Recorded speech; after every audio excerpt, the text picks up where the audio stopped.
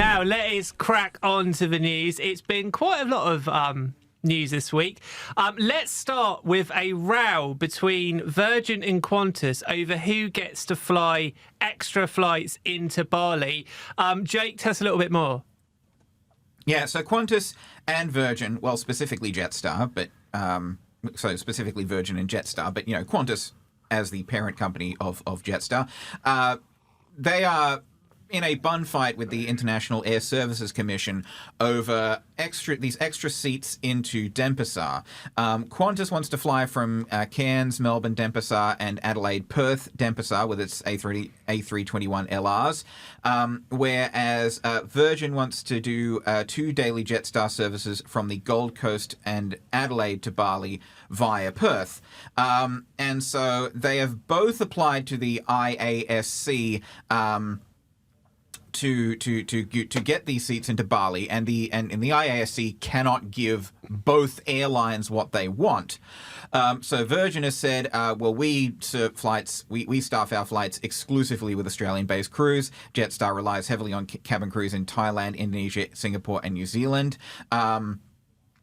Jetstar is saying that its average fares are 37% and 32% lower than Virgin's Melbourne to Denpasar and Adelaide to Denpasar services.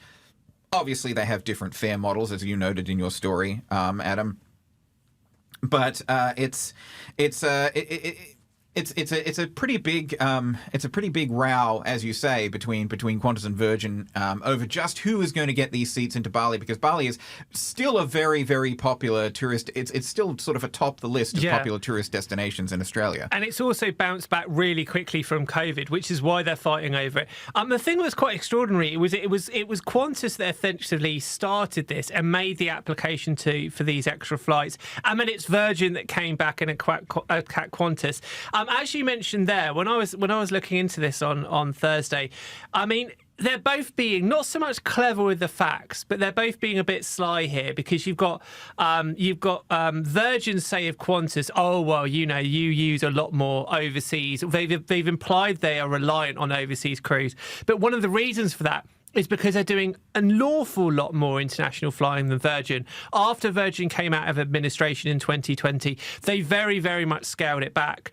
They're not the kind of long haul sort of service that they used to be, but they do have limited flights.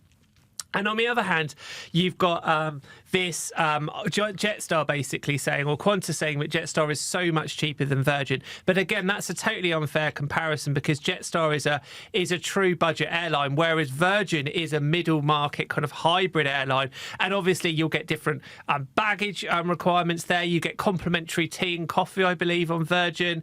And obviously, you're paying a little bit more for Virgin for a more reliable airline. So, in a sense, I found it extraordinary that they produced page after page after page of these arguments, when surely the authorities looking at this will know that's a little bit unfair. Theoretically, more reliable airline. There have been some times when Jetstar's performed surprisingly well and Virgin surprisingly poorly.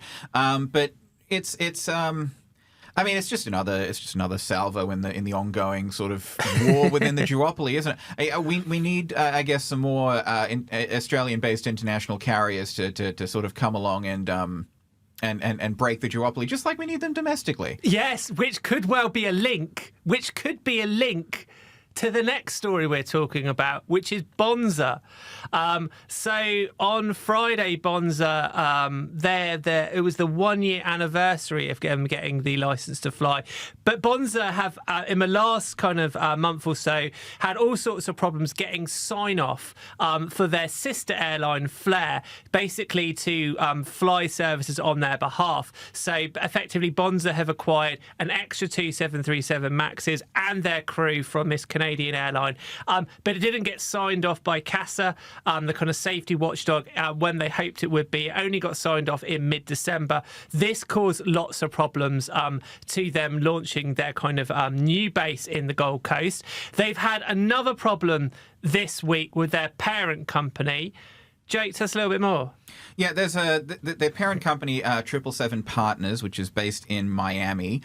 This is the parent company to both Bonza and Flair. 777 Partners is being sued by these aircraft lessors over 4 aircraft that had been leased to Flair, so 3 MAX 8s, 1 737-800. They were repossessed last March from unpaid fees. Now, this is reportedly a reason why perhaps Bonza hasn't had as many planes, because some planes that had been earmarked for Bonza were supposedly instead sent to Flair.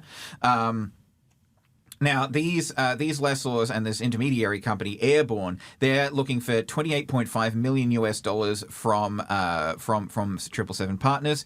That includes interest on these late fees, lost income, repossession and reconfiguration costs, and damages for breach of contract. They're saying that 777 Partners has been ignoring demands for payment. 777 Partners has punched back, saying this is likely to be the subject of a stay. It is at best premature. They say that Airborne is possibly abusing the English court system, and that 777 Partners is remaining supportive of Flair.